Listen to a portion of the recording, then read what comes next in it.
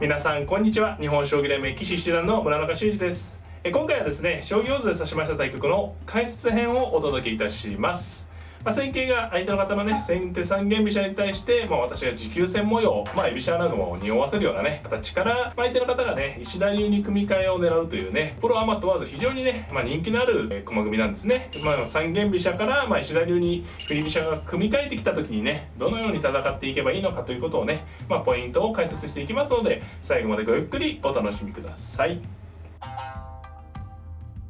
早速対局の方を振り返っていきたいと思います。本局ね、私後手番ですので、先後ね、大蔵画面とは逆になりますけれどもね、そちらも合わせてね、楽しんでいただければなと思います。という方、7六歩、8四歩に7八飛車とね、三間飛車ですね。ここでね、3四歩と突きますと、7五歩と突かれて、一局の将棋なんですけど、一応こう石田流ね、早い石田と言われる形になる可能性があります。本局ね、私は8五歩と。先にこうね突くのがちょっとしたポイントでして、これで7五歩ですと8六歩と突けばね角の頭を攻めることができます。ですので、相手の方が7七角と上がってね、これから3四歩と突けば、今度はね7五歩には7七角成と交換することもできますので、先手7六6六歩ということで、早い石田を警戒した手順と言えますね。これちょっとしたところですけどね、序盤のね。はい。で6六歩と。もちろんね、形勢がどうこうというわけではなくて一局の将棋ですけどね。6八銀、4二玉と、ここからはね、囲い合いですね。3八銀、3二玉、1六歩と。先手後手はね、私の方はこう王様を移動してね、駒組みを進めていくんですが、先手の方はこう王様をね、4八玉、3九玉と囲うのではなくて、3八銀か1六歩とちょっとね、対穴熊のシフトですね。藤井システムに代表されるような居玉でこう端の歩をついてね、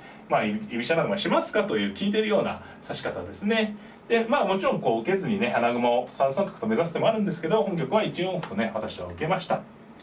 1四歩に対して5八金左、そして5四歩、そして6七銀とね、あくまで先手の方は王様居玉でね、駒組みを進めています。それでは私はここでね、5二金右と、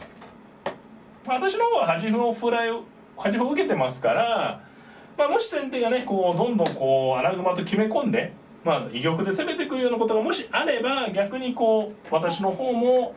急戦で迎え撃つというようなね考え方もできますね。これ穴熊と決めるような形じゃないんでね。ですので、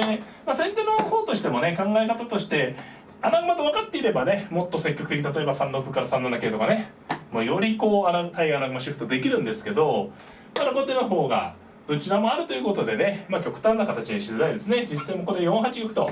王様を動かしました。王様を動かすとね、少し穏やかな展開になりますね。私もそれを見て3三角と穴熊を目指します。3九玉、2二玉とね、そうですね、王様を2手動かしたので、その分ね、例えばこの2手がね、5六銀、4五銀ですとね、見た感じは違いますよね。もう対穴熊の形になるんですけれども、先ほど話した事情によりね、駒組みと。さて、本局はね、ここから大きくね、本局のね一番ポイントですね、7五歩と。穴熊を目指す、居飛車側に対して藤井システムでのね急行はねやめたんですけど、今度はこう石田流を目指すというね、2の矢3の矢じゃないですけどね、石田流6八角から7六飛車で形を目指すというのが、本局のね、骨格となる形です。さあこの7五歩を見てね、どう考えるかですね。この7五歩という手は先手だけ指せば5九角と引いて7六飛車と引いて7七桂と、石田流の後継ですね。この形を目指しております。後手は、これに対してね全く気にせず1二香と上がって5九角に1一玉と引いてどんどん穴熊に囲っちゃうっていう方法もありますね。先手にこう攻めのいわゆる一つの理想形を組まれるんですけれども、自分の方もガチガチな穴熊に囲って悪くないですよっていうのも一つの考え方ですね。で本局は私はこの石田流自体を咎めに行くというかね、この理想形にさせないという、振り飛車側が7六飛車が7七桂まで行くと安定するので、それを許さない考え方でいきました。ということで7五歩で9四歩と一回突きまして、先手2八玉、そして5三銀とね、穴熊を目指すんではなくて、少しこうなんていうんですかね、攻めの手というか石田流に備えた手を指しているのがお分かりいただけますかね。で5三銀と上がりまして、先手は6八角と引いてね、これで7六飛車と7七桂が2手指せれば理想形という、ね、形になるんですが、ここで8四飛車と。きまして、この飛車浮きはですね、先手からの7四歩同歩同飛車というね、さばきが一応ありますので、それを防いだ手ですね。でこの時に先ほど何気なくついた9四歩が効いてますね。この歩ついてないと9五角というのはちょっとねやらしい手なんですよね。引くと7四歩がありますし、9四飛車だとなんか9六歩使えてちょっと飛車と角がねにらめっこのような格好になって少し気分がねあんまり良くないということで、9四角とついて8四飛車が一つの形です。そして、先手は9八香と上がって、さあ3二銀。そうですね、もうこれ穴熊をもう放棄してね石田流を咎めようと。さあ9八香と上がっていよいよね先手は7六飛車といて、さあ石田流にね組まれてしまってはないかという感じなんですが、次の手がね狙いの一手ですね。ここで例えばもうゆっくり指すのは4四歩で、もちろんこれで7七桂4三金でもいい勝負ですけれども、ここで6四銀というのが先手側のね振り飛車党の人は知らないと結構ねこれで困っちゃうこと多いと思います。これただ銀出られただけなんで7七桂とね飛んで良さそうなんですけど、7七桂と飛ぶと4二角といかれてね、これでようやくあってなりますよね。あとねこれ次7五銀と出られると飛車が詰んでしまう、飛車逃げても取られちゃうんですね。でここをもう足そうにもここに駒を足せないですよね。もう6五歩とついても7五銀と出てしまえば棒銀がね斜め棒銀の形になりますし、これはもう一気にね、後手優勢になるわけですね。4二角と引ければ。といってじゃあこの局面で次ねほっといても4二角と引く手があるわけですね。当然ながらこの歩を狙って。ですので実はこの6四銀と上がる一手をね知っておけば、これだけで石田流は実はね組むのがものすごく難しいんですよね。ただ準備はとっても大事です。これやっぱりこう準備をしてないと7四歩とねさばかれちゃう可能性があるので、9四歩8四飛車というね準備をしてから銀を出るというのがこの形のポイントになります。で6四銀に対してただね先手の方も有段者の方なんでもう当然知ってて6五歩とね、これが先手の方の準備した手でしたね。というのも一手前この局面でね先手の方は9八香と上がってるんですよね。もし今の数字を知らない、ね、方でしたら当然7六飛車がすぐ上がってくるんですけど、これは銀上がられて次角引かれちゃうと。なので先に香車を上がって飛車を置いて銀が上がった時に6五歩をね先手の方でやってたということで非常に読みの入った手ですよね。こう香車が逃げてることによってここをどっと大胆につけると。で同銀ともちろん取られちゃうんですが、飛車を狙われた飛車をさっとねこっち振り飛車らしいさばきですね。でこの時に香車を取られないよと。ね、先手も後手もね喜んで角を成ると7七角とばつけられて、これはね王手ですから同馬しかなくて同桂となると振り飛車で気づいたら銀が逮捕されちゃうということで、なかなかこれね振り飛車らしい軽いフットワークですね。そして私は5五歩と。ただこの5五歩がね味のいい手で飛車の動きを通しながら銀を7七桂なら収納しようと。実戦これねですねお互い技の掛け合いといった感じですけどね、7七桂と飛んで5四銀に3四飛車と、先手はここで一歩取られちゃいましたからこの歩を取り返して、どうですかね、形勢互角といった感じで先手の方も非常にねもう読みの入ったさばきだなと。この辺り容易じゃないですね。実際4二角と引きまして、この歩は7五の歩を取ろうということなんですが5六歩となかなかね、急所をついた指し手ですよね。これは同歩ですと5五歩と打たれるとこれあってなりますね。これもね飛車が挟まっちゃってますから銀が5歩と飛車取られちゃうんでね。ですのでこの5六歩というのも非常にこう油断のない手で、私はそこで4四歩と、変化球ですね。飛車の頭に緩衝材を引きましてね、同飛車と取られるんですが4三金とこう手順にね上部に厚い高美濃囲い戦いながら囲いを発展させるという手ですね。で4六飛車、そして7五角と今ここで一歩取られたんでねお互いにこう取られた方を取り返し合うというねバランスを取れた戦い方ですね。これで再び歩の損得なしですね。ただ私はこう守りのところの歩を取られてるんでね、そこの部分が少し気になるところです。で、先手5五歩同銀7六飛車とねようやくこう定位置に先手の飛車が戻ってきました。そして4二角。さあここでね次の手がね振り飛車ならではの手ですね。7二歩と。さあこの局面ね、この局面が本局一番のポイントでしたがね、今7二歩と打ってこの局面は石田流のこう銀で圧迫しようと思ったんですが、こう相手がねこう飛車をうまく使ってまあまあこう飛車がね楽な形、先ほどのようにこう抑え込まれる感じじゃなくて、こう飛車がね一応これ安定してるように見えるんですね。で今この7二歩が非常に嫌な手で、次に7一歩成からこの桂馬がねいなくなるとこの飛車を成られちゃうんですよね。ですのでこう王様からは遠いんですけれども非常に嫌味な歩と。で歩成りを防ぐだけだったら5三角という手があるんですけど、5三角となりますとね6五桂が当たってくるんですね。これはもう角が逃げると桂馬を成られますし、角を引いてもね歩を成って同角で桂馬を成るような手があるので、これはね一見するとさあ後手が困ったかというところですね。まあここはもう次に手にしてもいいぐらいなんですが、こういう時にどうするかですよね。歩成りがある、もう見えてると。でこういう時はですね、ここの歩成りばっかり受けようと思うと大変です。もう角が上がるしか受けがないんでね。なので違った考え方をする方ですね。この局面で、まあ、後手の方から見てまあいい駒はどれかと、先手と比べてね。その場合この銀ですね、この銀が中央で、まあ、先手の銀に比べて威張っているので、まあ、この銀を軸にした戦い方を考えたいと。で実戦は7四歩とまず突きます。これはね7三桂と逃げる手を作りつつ、次の手が狙いですね。もちろん先手は7一歩成とねなってきて、これでただ桂馬逃げるだけだとねと金に追っかけられて結局桂馬が逃げれないんですが、この次の手ですよね、こう7一歩成とさしておいて5六歩か、これがこの銀を軸にした手で、この2手をねまあさせると非常にいいですよね。こう歩成りは成られちゃうんですけど、これ例えば桂馬を取れば7五歩と角が効いてますから、で飛車が横に逃げれないですね。で、9六に逃げるしかないですけど9五歩と突けばどうですかね。これは先手に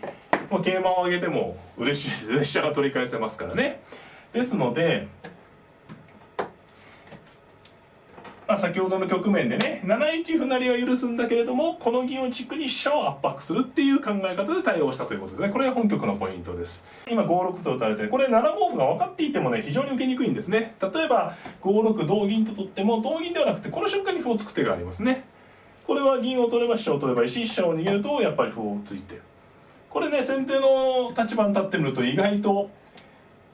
飛車をあれこれ飛車助けるの大変じゃないっていう感じですよね。まあ実戦は6五桂と、まあこれ最善手でしょうね。もう飛車を横に逃げるって形じゃなくて縦に形を作ると。で、6五桂にして7五歩と突いて7九飛車に6四歩と。で、先手8一と桂馬を取られるんですが、6五歩と取って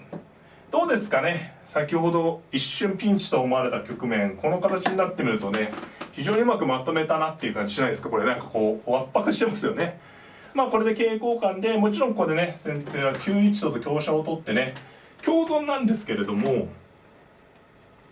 6六歩とついてこれはもう絶品の形ですよね。もう制圧ですもんね。7八銀と引いて、まあ難しいですけどね。ただこう進むと先ほどのね一見するとこう歩成られてどんどん攻められそうなのが、まあ、この銀を軸にした反撃がねうまくいったというのがお分かりいただけるかなと思います。まあもちろん本局これからどんどん続きます。8六歩とねついてね、これはですね、まあ、同歩でしたら、まあ、場合によってはこう桂馬を打ってしまって角が移動すれば角を出ると、まあ、本局にも出てくるんです。本譜出てくるんですけどね、この角を移動させてここに角出る形がね厳しいんですよね。まあ、実戦は同角と対応したんですが2四角と出てね、この飛車取りが強力な手ですよね。この拠点2枚がね大きいですよね。まあ、飛車をまあ実際5九ですけど5九以外のところに逃げますと5七歩成が痛いですね。ですので実戦は5九飛車とまあね5七歩成防いだんですが、この拠点を生かして6七桂とねガリガリと剥がしていきます。飛車が横に逃げればやはり歩成がありますので同銀同歩成同金、そしてさらに6六歩とね、まあ5五の銀を軸にして攻めてるのお分かりいただけますかね。これで5六金と取ると5八歩が手筋の一手で同飛車に歩を成るとね、と金でね5五金なら5八という形で攻めることができます。ですので、まあ、この6六歩に対してね6八金と引いてね、これ引いてそうなんですけど、これは飛車を切られて飛び上がっちゃいますね。同歩ですと6八角成、後手の方はねもう非常に硬い高めの囲いですからね。ということで、相手の方は非常手段ですね、7五角と、これは勝負手ですよね。で8七飛車成と破られちゃうんですが、金を6六金と受けるとね、この辺り非常にやはり誘導者だけあって相手の方非常に強いですよね。こうさばいてギリギリのところのさばき。ただここで4八歩と、美濃囲いの急所にね F を打ちまして、同金なら7八竜、実際の3九金だったんですけど7八竜と入りまして、どうですかね。まだ全然難しい、形勢自体は難しいですけど、後手のねペースでね進んでますかね。飛車の位置の働きが違うんでね。ただここで2六桂が非常にいやらしい手でね、この高美濃囲いって非常に硬いんですが、先ほどね中盤で言ったようにこの守りの歩2枚を捉えてるのは気になる様子です。そこを咎めるということで非常に鋭い手ですね。これね3三歩とか3四歩とか歩で受ける手もあったと思います。銀を温存してね、実戦は皆様にね守りの形を覚えていただきたいということで2五銀と、これは桂先の銀定石になるとね、これ強い方ならもう一目でしょうけれども、桂馬に対してね銀で対応するとぴったりこう対応できるんでね、ぜひこの形を覚えていただきたいと。2五銀に対して、4六香と打ったんですが、この香車はね4五に打った方が良かったでしょうね。4五に打っていくとこれ歩がね打てないのでね、実際4六に打ったんで同銀とこの銀で取ることができたんですよね。4五に打っていたらまだ形勢がね難しかったかなと思います。この辺りね金を取ると同角で王手になりますし、角を取ると同金ですしね、これだったら私の方も容易じゃなかったかなと。実戦4六香だったので同銀と取りまして、同歩にこれでね、角と金がちょっと中途半端で銀がいなくなっちゃったんで遊んじゃったんですよね。5七香と打って、ここからは私のペースですね。飛車取りなので、相手の方は5八歩と打ったんですけれども、構わず同香成と攻めまして、同飛車同竜と、これはねこの銀が飛車と変わった感情ですから、後手のペース差が広がってますね。で、さらに4五香と、ただ相手の方もここをどうにかして剥がしていこうと。で7九飛車と打ちまして、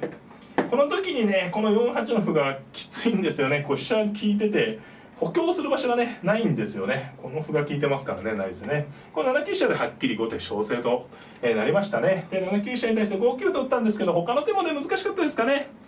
次に後手の方からは5九竜と入る手もあるし、3九飛車ないとね切ってしまって同玉に、5歩成でもねこれも攻めが続く格好です。実戦はちょっとね時間に追われたとあると思うんですけど、5九歩と打ったんでね、これは同竜で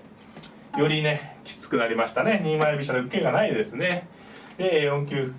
同竜に4九桂と、これ辛い手ですよね。ただ受ける箇所がないんでね思えないです。同歩成、